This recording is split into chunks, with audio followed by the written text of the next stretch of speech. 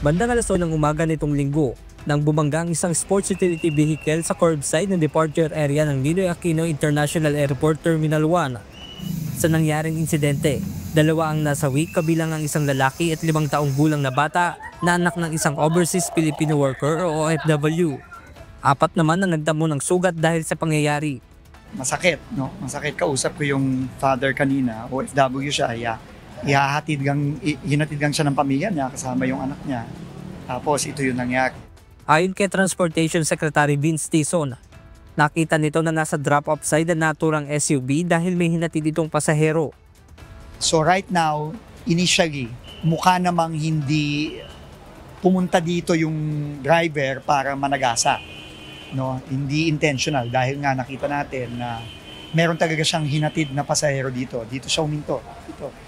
Somewhere here. Uminto siya dito, binaba yung pasahero. Ayun, hindi natin ngayon alam kung ano ang nangyari.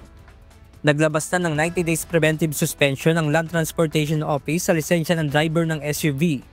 Nagpadala na rin ng show cause order ang LTO sa may-ari ng SUV at driver bilang parte ng kanilang isinasagawang investigasyon.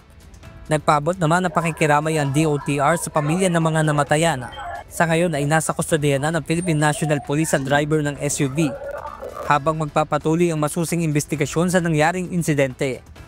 Ang pakiusap lang po namin, respetuhin naman po natin yung mga pamilyang namatayan. No, wag naman po natin sanang gagamitin ito para lang kumuha ng views sa social media. No? Napakasakit po nung dinadaanan ng mga pamilya ngayon. At wag naman nating i-take advantage yon para lang makakuha ng mga views. Benedict Samson, UNTV News and Rescue. Diyos ang aming sandigan, serbisyo publiko ang aming pinahahalagahan.